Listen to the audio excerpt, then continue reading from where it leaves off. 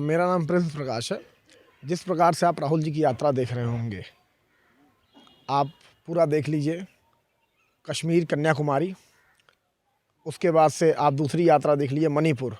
ये मणिपुर वही नाम है जो ये सरकार जिस नाम से बहुत ज़्यादा घबराती है, जिस नाम पे इनकी चुप्पी नहीं टूटती है। ये वही सरकार जहाँ पे सबसे ज़्यादा अत्याचार देखती है अपने आँखों के सामने। पूरा एक श्रीलंका बन जाता है वो जलते हुए, लेकिन उसके बाद भी इस सरकार का ध्यान नहीं जाता है। वहाँ से फिर ये यात्रा जाएगी मुंबई में। जिस प्रकार से माननीय राहुल गांधी जी को, जननायक जी को लोगों का समर्थन मिला है, युवाओं का समर्थन मिला है, किसानों का समर्थन मिला है, ये इंडिया गठबंधन इनके एनडीए पे बहुत भारी पड़ने वाला है। इनको इस बात का अंदाज़ा नहीं है। आप उत्तर प्रदेश की बात कर लीजिए, सबसे ज़्यादा सीटें हैं, 80 सीटें हैं यहाँ पे उत्तर प्रदेश में। उसमें से अभी जो हम लोग की गठबंधन हुआ है वो 17 लोकसभा सीटों पे हुआ है। 17 में से और भी कुछ सीटें हम लोग को अभी आगे और मिलने वाली हैं। तो जिस प्रकार से सबसे ज़्यादा अगर जो देश में कोई शोषित वंचित है, तो सबसे पहले तो आप जातियों में बांटना छोड़ के मैं सिर्फ एक बात कहूँगा कि सबसे ज़्यादा शोषित वंचित अगर जो कोई है तो इस देश का युवा है। क्योंकि युवा को आगे का रास्ता दिख नहीं रहा है कि युवा करे क्या। अगर जो उसके माँ बाप पढ़ाई में उसके पैसा लगाते हैं, पहले तो शिक्षा बहुत सस्ती होती थी जब कांग्रेस का टाइम था।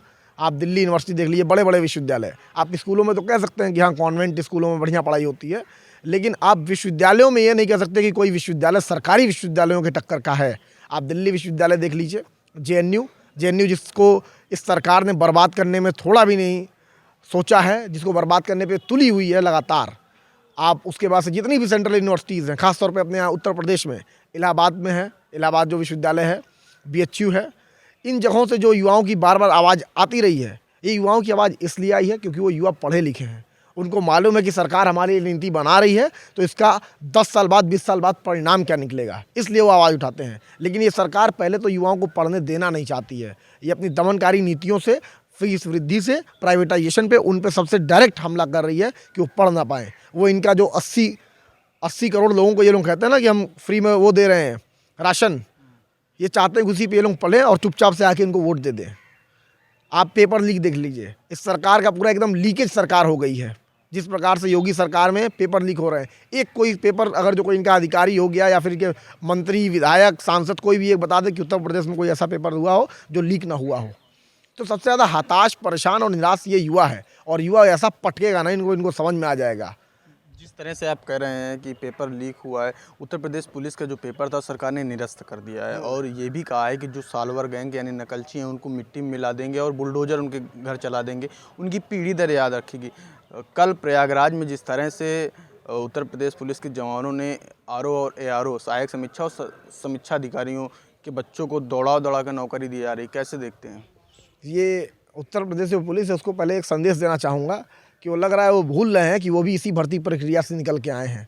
तो इतना अत्याचार ना करें कि उनको आगे समस्या हो जाए। युवा अगर जो भारी पड़ना शुरू हो जाएंगे तो सरकार को दिक्कत हो जाएगी। और आपने जो कहा कि सरकार ने निरस्त कर दिया पेपर, ये निरस्त नहीं किया सरकार ने, स्थगित किया है।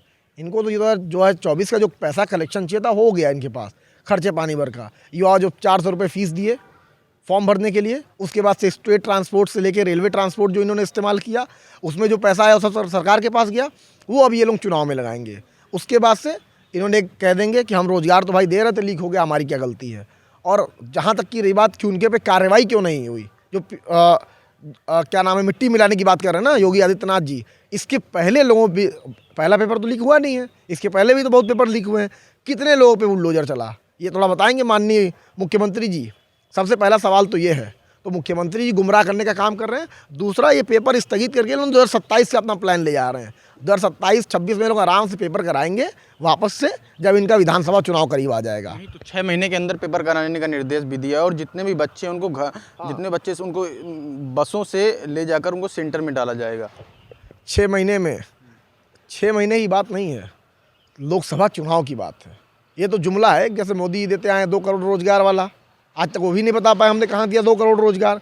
ये जुमले वाली सरकार है। तो योगी आदित्यनाथ तो कहते हैं जो पढ़ेगा उसी को नौकरी मिलेगी, जो ऐसे आवा हल्ला मचाएगा तो उसको कौन नौकरी देगा? सही बात है, योगी जी बता देंगे वो कहाँ तक पढ़े हैं। वो एक बार अपने कैबिनेट की लिस्ट लाएं, वो बता दें कहाँ तक पढ़े हैं, कितने उनके सांसद विधायक कितने ग्रेजुएट हैं, बताएंगे योगी जी कौन से यूनिवर्सिटी से पास आउट है। अब वो समझाएंगे हम लोग को कितना पढ़ना है कितना नहीं पढ़ना है। वो कहना क्या चाहते हैं, हमारे देश का युवा काबिल नहीं है। जिस प्रदेश में, जिस देश में सबसे ज़्यादा युवा आबादी हो और ख़ास तौर पे वो छात्र जीवन में हो, वो योगी जी बताने आएंगे कि वो पढ़ रहे हैं कि नहीं पढ़ रहे हैं। जो युवा गए पढ़ने के लिए क्वालिफिकेशन तो होगी तभी वो फॉर्म भर पाए। जब पेपर देने गए तो क्यों लीक हो गए, क्यों लीक हुआ पेपर? योगी जी की जवाबदेही है ना। युवा तो पढ़ लिख के गया था ना पेपर देने, इन्होंने ही बर्बाद कराया ना वो पेपर, साफ सी बात है। आज राज्यसभा चुनाव का चुनाव हुआ और जिसमें समाजवादी पार्टी के मुख्य सचेतक के रूप में मनोज पांडे थे। उन्होंने इस्तीफा दे दिया है, यानी इंडिया गठबंधन लगातार इस्तीफा हो रहा है। क्या देखते हैं, कहीं इंडिया के सामने कमज़ोर तो नहीं पड़ रहा है? देखिए, गठबंधन की बात नहीं है, बात है विचारधारा की, बात है देश को बचाने की। इसमें दो तरह के लोग होते हैं बचाने वाले। एक सत्ता पाने के लिए बचाना चाहते हैं और एक चाहते हैं कि हम बस बने रहें, खुद बचे रहें, तब हमारा ग्रोथ, देश का ग्रोथ। ऐसे लोग जो हैं वो बार बार एनडीए गठबंधन में जाने की साजिश कर रहे हैं और वो जा रहे हैं बार बार। तो वो लोग हैं जो अपना फ़ायदा चाहते हैं, जो इस सरकार से डरे हुए हैं। लेकिन कांग्रेस पार्टी ने इस देश को बनाया है। जब इस देश में एक सुई नहीं बनती थी, उस सुई वाले भेस से उसको इस देश में हेलीकॉप्टर और प्लेन आज जो देख रहे हैं ना बन रहे हैं, उस देश में पहुंचाया कांग्रेस ने। तो हमको जो पीड़ा होगी वो किसी को पीड़ा नहीं होगी। तो हमें इस देश को बचाने की लड़ाई लड़नी है। पहले देश बचेगा, उसके बाद ही सब सरकारें रहेंगी, लोग रहेंगे। और भी कुछ लोग हैं, उनसे भी बातचीत कर लेते हैं। भाई साहब, क्या नाम है आपका?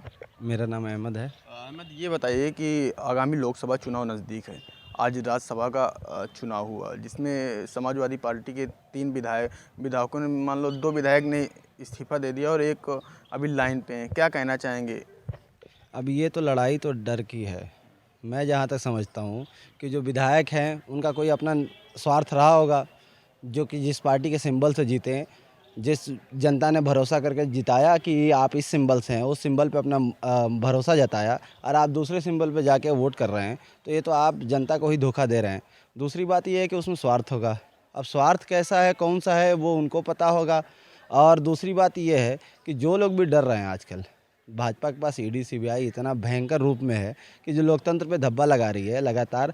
अब जो डर रहा है वो भागेगा ही, या तो वो अपने स्वार्थ के हिसाब से मतलब कि जाके वोट कर दे, या तो डर के भाग जाए, भाजपा पार्टी ही ज्वाइन कर ले डायरेक्ट। ये तो इनडायरेक्ट वोटिंग कर रहे हैं, तो ये तो लगा रहेगा। जो डर रहा है, जिनके पास कोई लूप होल है, सरकार उस लूप होल को पकड़ के जब सवाल कर रही है या फिर ईडी सीबीआई का डर दिखा रही है, तो भागेंगे। ये 3 दिए हैं, हो सकता है कि अगर 10 के पास और लूप होल हो तो वो भी भाग जाएंगे। इसमें कोई बड़ी बात मैं नहीं समझता हूँ। 7 साल बाद फिर अखिलेश यादव और राहुल गांधी एक साथ हो गए हैं। उधर नरेंद्र मोदी और योगी आदित्यनाथ, यूपी की 80 लोकसभा सीटें हैं। कहीं लग नहीं रहा है भारी पड़ेंगे दोनों? हम तो अभी तो संघर्ष जारी है ना। उम्मीद करते हैं कि जितनी पिछली बार वोटें मिली हैं और उसके हिसाब से जो गठबंधन हुआ है, जैसे पीडीए की बात करते हैं अखिलेश यादव, और ये न्याय की बात करते हैं, मोहब्बत की बात करते हैं, तो जो भी भाजपा से छिटका वोट है, जो उसके नीतियों से प्रभावित नहीं है, गुस्से में है, उसकी विभाजनकारी नीतियां हों, चाहे भ्रष्टाचार पे जो उन्होंने बड़े बड़े वादे किए थे उसके खिलाफ वर्जी हो, चाहे अन्य जो महिला सुरक्षा के मुद्दे थे और महिलाओं के साथ ही उनके खुद सांसद विधायक का जो रवैया रहा हो, युवा जो देश सबसे ज़्यादा युवा है पूरे विश्व में, लेकिन उसमें जो लगातार युवाओं के साथ छलावा हो रहा है वो कारण हो, तो अभी तो हम लड़ भीड़ रहे हैं। आज भी हम लोग युवा अभी आरओ परीक्षा लीक पे हम लोग अभी प्रदर्शन करके आ रहे हैं।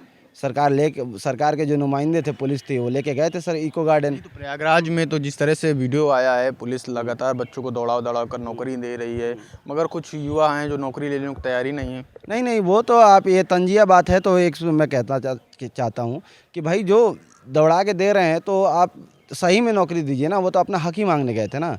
आपका हक, जो उन्होंने परीक्षा फॉर्म भरी थी, एक तो आप भर्ती निकालते नहीं हैं, जब निकालते हैं तो परीक्षाएं लीक हो जाती हैं, पेपर पहले से ही लोगों के पास मौजूद रहते हैं। तो ये तो आपको खुद तय करना पड़ेगा कि आप युवाओं को रोज़गार देने का जो माध्यम तलाशते हैं, जो तरीका तलाशते हैं, उस तरीके पे आप पूरे उनको रोज़गार मुहैया करा पाते हैं कि नहीं करा पाते हैं, ये सवाल है। इसी सवाल को लेकर युवा जब घेरने गया था तो उन्होंने दौड़ाया, मारा पीटा, उन पर लाठियाँ चार्ज की। अब लोकतंत्र में अपनी बात भी रखने का अधिकार नहीं होगा, तो हम सबको ये सोचना चाहिए कि भाई किस बात की हम चुनाव खाली वोट दे दें, यही लोकतंत्र है, या हमारे बोलने, हमारे बात रखने की आज़ादी लोकतंत्र है। और मैं जो समझता हूँ कि लोकतंत्र तो सबसे ख़राब वक्त में है कि अघोषित भाई इमरजेंसी लागू है इस देश में, जहाँ सिर्फ आप उनकी सुनिए, अपनी मत कहिए, अपने मन की बात कह देंगे मोदी या योगी जाएंगे और अगर कोई आप जैसा मीडिया वाला सवाल पूछ ले तो कह देंगे कि अब जो शब्द था वो आपको पता होगा।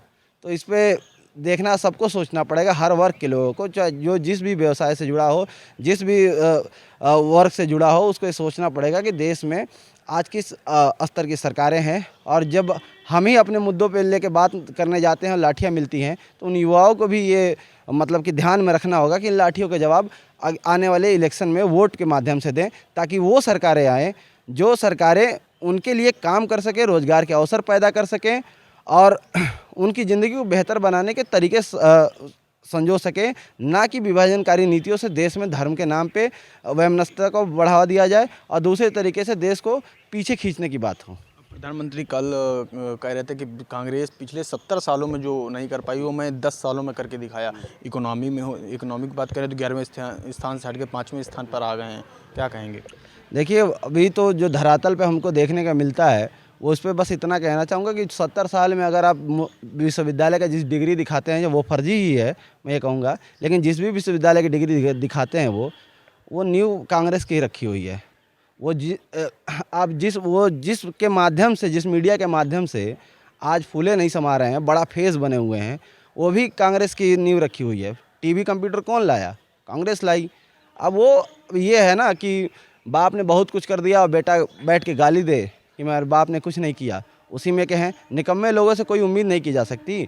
जो भाई अपना फ़ोटो चमकाने मात्र के लिए स्पेस वाला सूट पे मतलब कि हेलमेट लगा के जाए ताकि चेहरा दिखता रहे। डाइविंग का आप देखते हैं कि कुछ और होता है तरीका उसका, पूरे डाइविंग वाले में वो दूसरा स्पेशल अपना मतलब कि हेलमेट बनवा के लेके गए ताकि फ़ोटो दिखता रहे। जिसको अपने फ़ोटो की इतनी चिंता हो वो देश की चिंता कैसे करेगा? जो अपनी माँ को लाइन में लगा के और वोट और शहीदों को मरवा के और वोट की बात करे, वो देश की चिंता कैसे करेगा? उसको सिर्फ सत्ता से रहने से मतलब है, उसको और कोई मतलब नहीं है।